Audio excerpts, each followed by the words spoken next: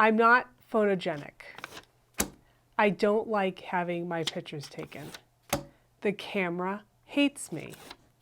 I hate every picture taken of me.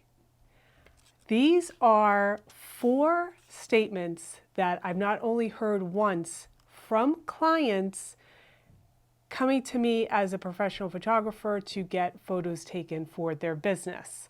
Now, it's great once you land the client, but now it's all about client management, managing expectations, and I'm making this video because over the past few years, I am hearing this 95% of the time. All this negative mindset and self-deprecating talk breaks my heart. It's just the climate that we are in, apparently, but I wanted to make this video to share that although the people I'm speaking with, which are CEOs, founders, solopreneurs, business owners of a small team, they are running their own small business.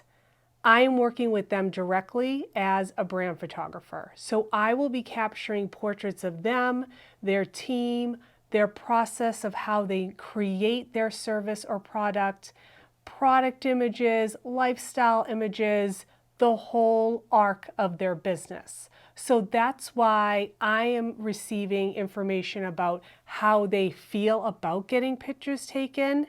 And I wanted to walk through how I approach this type of client, how we move through a photo shoot. And at the end of this video, I wanted to touch on some Photoshop tips and tricks to address some things that I'm seeing commonly out there in the real world. Okay, so when I receive an inquiry, many times it might be a referral from someone, from another business owner, and as soon as we get on the discovery call, I hear one of those 4 things. Most of the time might be I'm not photogenic, I'm not comfortable in front of a camera, and the first tactic or first thing that I do is I want to empathize with them.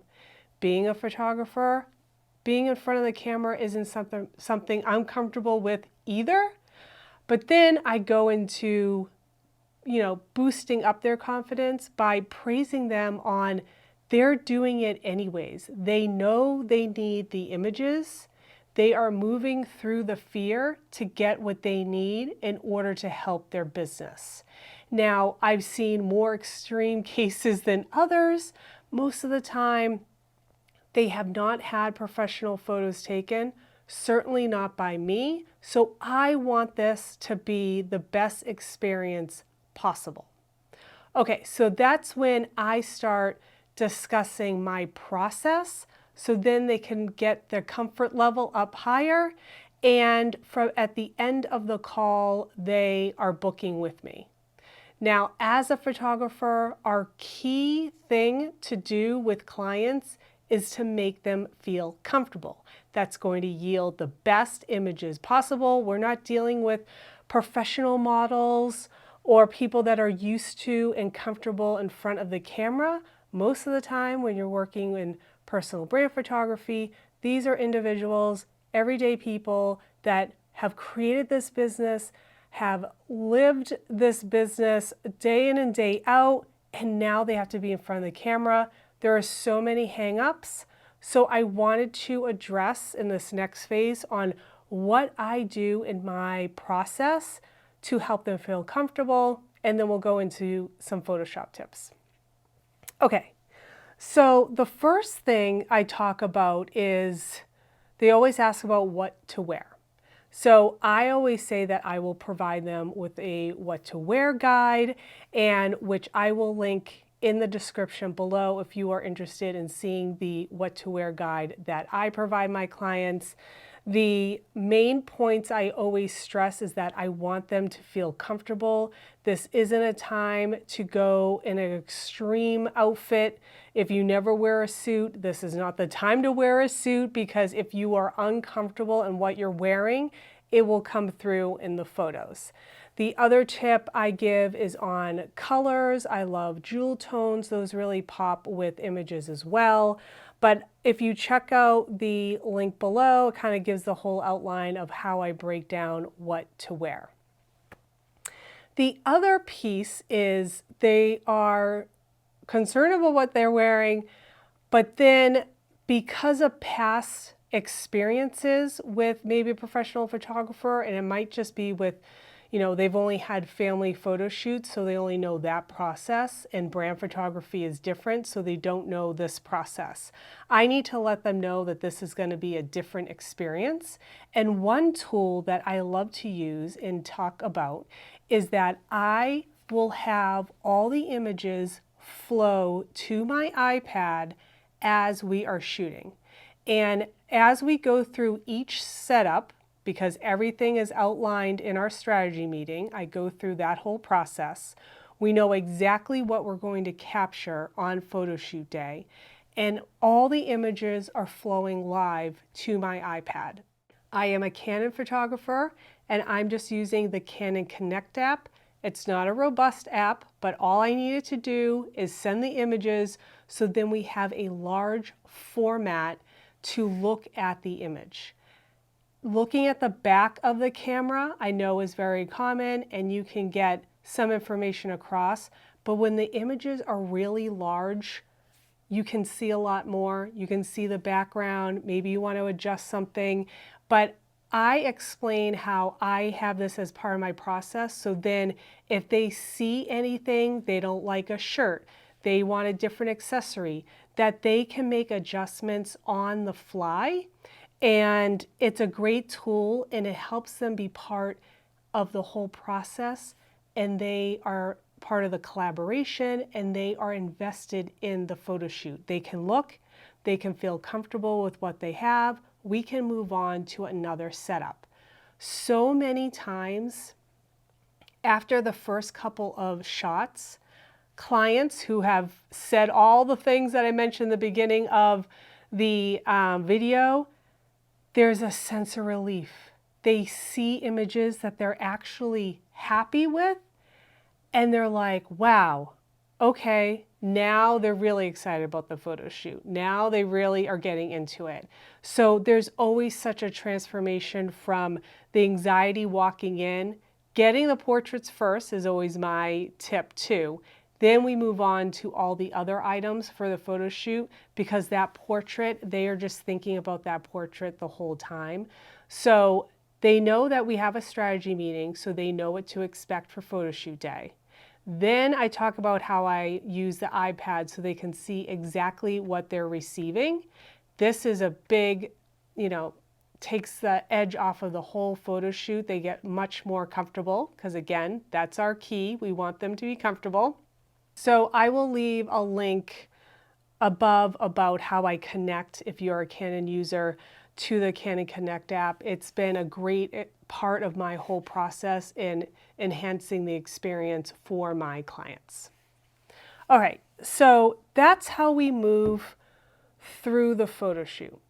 But I want to touch on is when we're actually taking the photos, and for someone that has said things like, the camera hates me, I don't like having pictures taken, I'm not photogenic, and I hate every picture taken of me. When these are said, and now it's time to take photos, I want them to look at the photos. Some of them, it's really hard for them to look at themselves, and that's a whole other extreme case. You're only going to be able to get so far. But other people will be happily surprised at the photos that are being taken and get excited.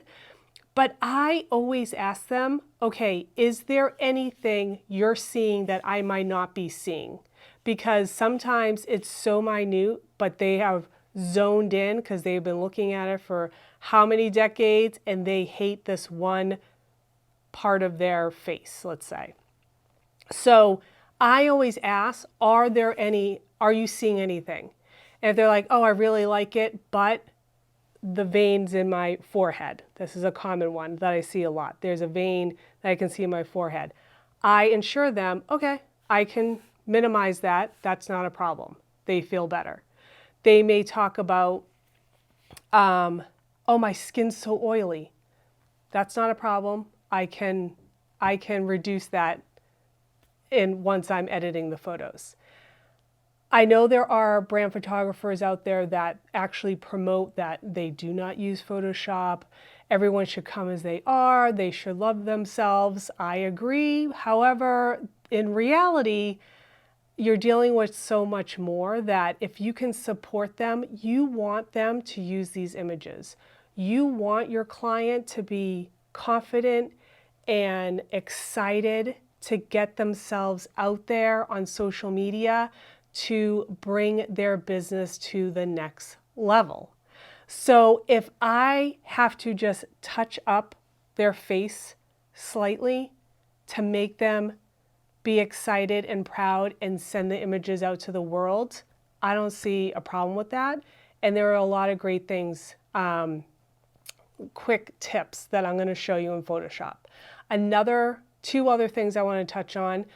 When people are nervous or anxious, sometimes they just, once they're in front of the camera, they may start getting little red blotches. That's just like their body's natural response. We can help minimize that. So I put their mind at ease, knowing, show me, point out what you might be bothered with or you want minimized, and I can work on that. That's not a problem. We want to make sure the overall composition, the lighting, everything looks great and they feel like, wow, that does look like me. The other thing that I point out too when they're looking at the images is I say, this is an unedited image, but I think this looks great, and they get that, so then they're not as harsh on themselves as they could be.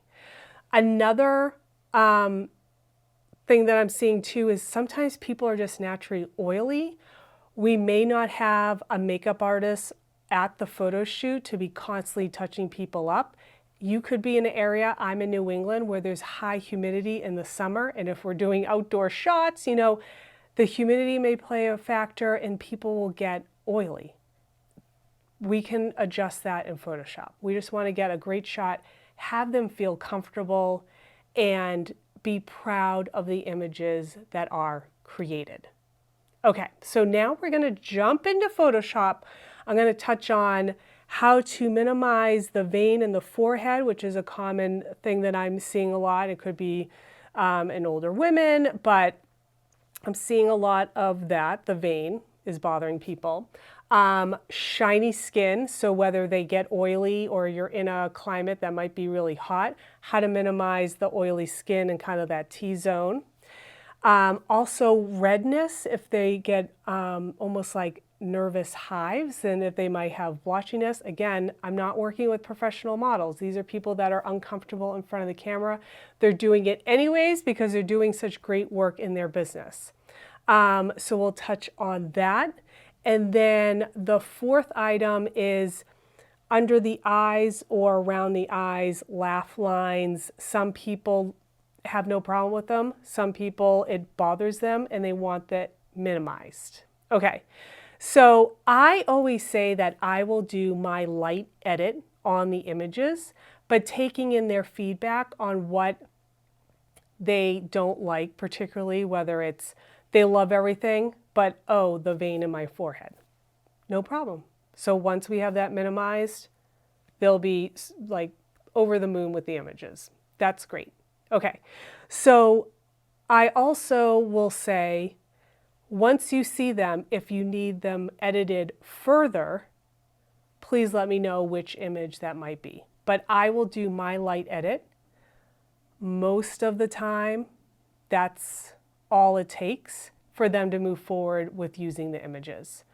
Every once in a while, someone will really want me to not only minimize, but maybe, you know, go a little bit further than I would technically go. So I want them to be a representation of themselves. So I will let them know that too. So let's jump into Photoshop so I can show you all these quick tips so that you can have your clients feel comfortable and confident, and they're rebooking you in a couple months. Okay, so we are in Photoshop. The first technique I wanted to share is with veins in the forehead. I'm going to use the clone tool here.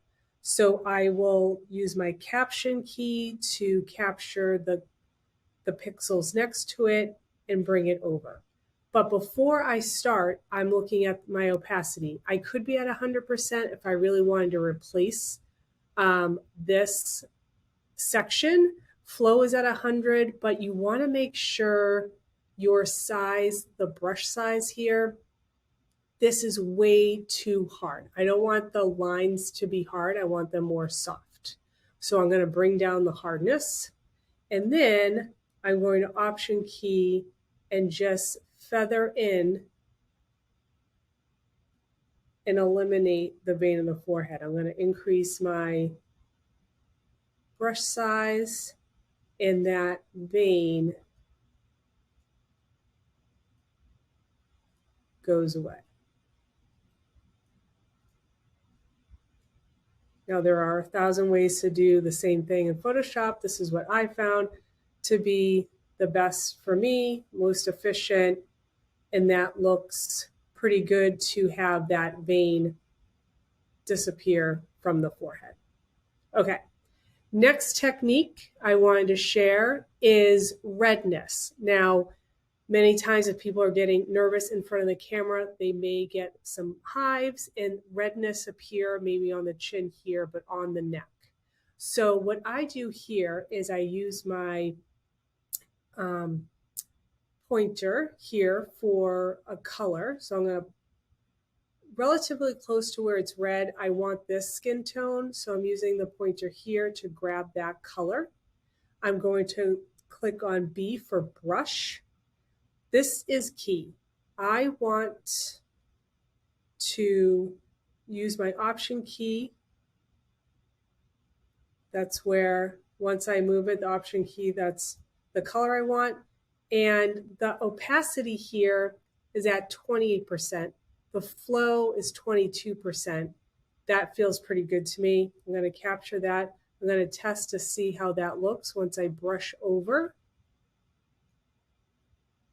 And that looks pretty good.